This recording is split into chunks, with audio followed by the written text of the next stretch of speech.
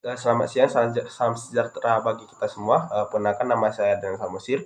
Di sini saya sebagai moderator dari kelompok 12 yang akan menjelaskan tentang profil KLT, titik leleh, dan reaksi dengan reagen warna senyawa isolat. Sebelumnya saya mengucapkan terima kasih banyak kepada Bapak Apoteker Hayo Fadli MSI selaku dosen pengampu mata kuliah KBA 2 ini. Baik, untuk anggota kelompok 12 itu ada saya sendiri, ada Samosir, Fikri Afwarabi, Indra Arif Firmansyah, M. Sofian, dan Muhammad Abdul Aziz. Nah, sebelumnya, apa pentingnya analisis senyawa isolat dalam kimia? Nah, bahan kimia ini dikenal sebagai senyawa isolat.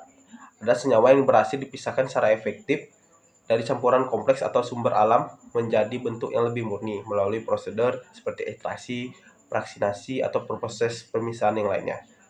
Nah,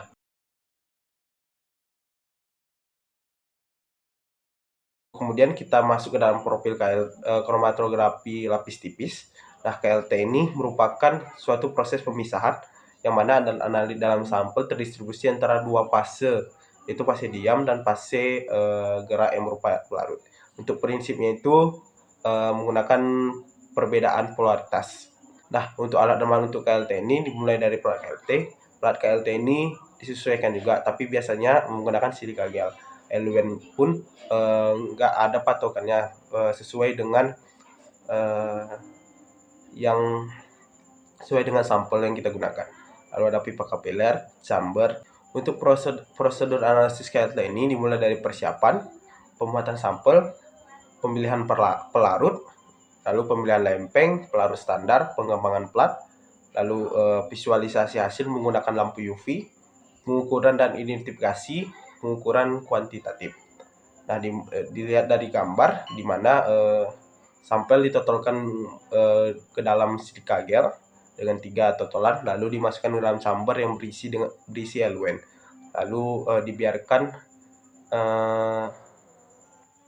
eluen naik, lalu sampel juga naik, terjadi totolan noda sampel seperti yang digambar.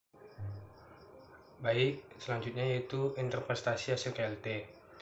Nah, di mana setiap senyawa akan memberikan titik dengan posisi dan intensitas warna yang khas, kemudian dapat dilakukan dengan perbandingan nilai RF dan dibandingkan hasil analisis dengan standar yang telah diketahui senyawa dalam sampel yang dapat diidentifikasi. Selanjutnya itu contoh aplikasi KLT dalam analisis senyawa isolat. Nah, di mana sini ada tertera pada gambaran itu adalah contoh hasil KLT-nya. Kemudian kami mendapatkan dari jurnal yaitu ekstrak daun beluntas dipisahkan dengan KLT menggunakan eluen N-butanol banding asam asetat banding air yaitu 4:1:5. Kemudian isolat 3 hasil dari pemisahan kromatografi lapis tipis positif mengandung senyawa golongan flavonoid. Kemudian titik leleh senyawa isolat. Nah, di mana pengertian dan prinsip titik leleh itu di mana titik leleh dari suatu senyawa adalah temperatur pada saat proses transformasi senyawa tersebut antara fase padat dan fase cair. Itu menurut Watt pada tahun 1999. Nah, di mana penentuan titik leleh suatu senyawa murni ditentukan dari pengamatan trayek lelehnya. Dimulai saat terjadi pelelehan sedikit, transisi padat cair sampai seluruh kristal mencair. Nah, kemudian pada metode penentuan titik leleh ini itu dapat dilakukan dengan alat penentu titik leleh, yaitu misalnya Fisher-Jones pada gambar di samping. Itu dengan cara kerjanya sampel ditempatkan dalam kapiler, kemudian dipanaskan secara perlahan, lalu terjadi pelelehan. Selanjutnya itu metode penentuan titik leleh. Nah, pada metode ini ada 3, yaitu tabung kapiler, host stack, dan DTA. Nah, pada tabung kapiler ini sampel ditempatkan dalam kapiler dan dipanaskan secara bertahap hingga meleleh. Kemudian pada hot stack yaitu melibatkan pemanasan sampel pada suhu yang diketahui dan mencatat berapa titik lelehnya. Pada DTA yaitu membandingkan suhu sampel dengan suhu referensi.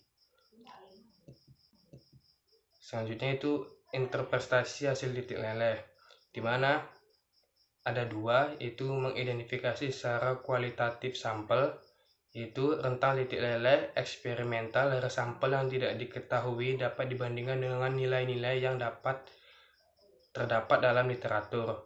Kemudian yang kedua itu melakukan karakterisasi kemurnian secara kuantitatif pada sampel. Selanjutnya, faktor-faktor yang mempengaruhi titik leleh, yaitu ukuran kristal, massa atau volume, kemurnian sampel, dan pengemasan dalam pipa. Contoh aplikasi titik leleh dalam karakterisasi senyawa isolat. Salah satu contoh aplikasi titik leleh adalah digunakan untuk mengidentifikasi senyawa alkaloid dari kulit batang Poeba declinata. Dalam penelitian ini, titik leleh isolat ditentukan menggunakan alat pengukur titik leleh, yaitu kristal atau serbuk diletakkan ke dalam pipa. Hasil penentuan titik leleh kemudian digunakan untuk mengidentifikasi senyawa alkaloid yang diisolasi. Kemudian reaksi dengan reagen warna. Reaksi dengan reagen warna, reagen adalah zat kimia yang digunakan dalam suatu reaksi untuk mendeteksi, mengukur, memeriksa, dan menghasilkan zat lain. Reagen ini dapat berubah sebagai powder, granules, atau lozenges, atau mereka dapat dalam berbentuk konsentrasi tertentu. Kemudian jenis-jenis reagen warna. Berdasarkan tingkat kemurniannya, reagen tingkat analitis yaitu mempunyai kemurnian yang sangat tinggi.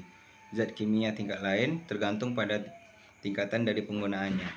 Berdasarkan pembentukan warna, yang pertama yaitu biuret, xanthoprotein, nihidrin, milon, dan Hopkins score.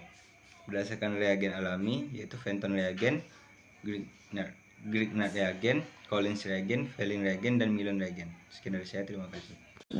Ada reaksi warna pada senyawa isolat. Yang pertama ada reaksi biuret. Untuk mengetahui apakah ada senyawa yang mengandung gugus amida asam, zat dengan 2 atau lebih ikatan peptida dengan menunjukkan reaksi positif atau warna ungu. Yang selanjutnya ada reaksi xanthoprotein. Ketika larutan protein telah tercampur dengan larutan asam nitrat pekat, endapan putih yang ketika dipanaskan berubah menjadi kuning atau oranye. Yang ketiga ada reaksi ninhidrin. Untuk mendeteksi kandungan dari asam amino melalui prosedur dekarboksilisasi menghasilkan amina. Asam nitrit dan gugus amino dalam asam amino dapat bereaksi dan melepaskan gas nitrogen. Reaksi warna yang dihasilkan adalah warna ungu. Yang keempat ada reaksi milon. Sebuah larutan merkuri dan merkuri nitrat dalam asam nitrat dikenal sebagai reagen milon. Reagen ini bereaksi dengan larutan protein dan membentuk endapan putih. Yang kelima, ada reaksi Hopkins score. Reagen Hopkins score yang mengandung asam gloksilat yang dibuat dari asam oksalat dengan serbuk magnesium dalam air dapat digunakan untuk meraksasa larutan protein yang mengandung triptotan. Reaksi warna yang terbentuk yaitu cincin ungu. Selanjutnya ada interpretasi warna. Yang pertama ada reagen biuret dengan warna ungu. Yang kedua ada reagen xanthoprotein dengan warna kuning atau oranye. Yang ketiga ada reagen nihidrin dengan warna ungu. Selanjutnya ada reagen milon dengan endapan coklat kemerahan. Dan yang terakhir ada reagen Hopkins score dengan warna cincin ungu.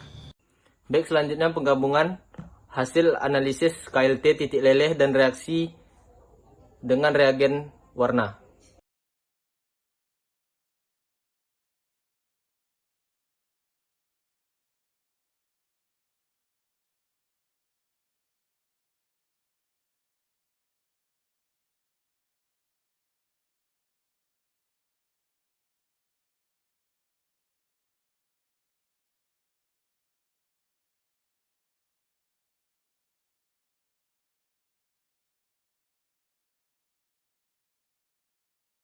Sekian penjelasan materi dari kami kelompok 12.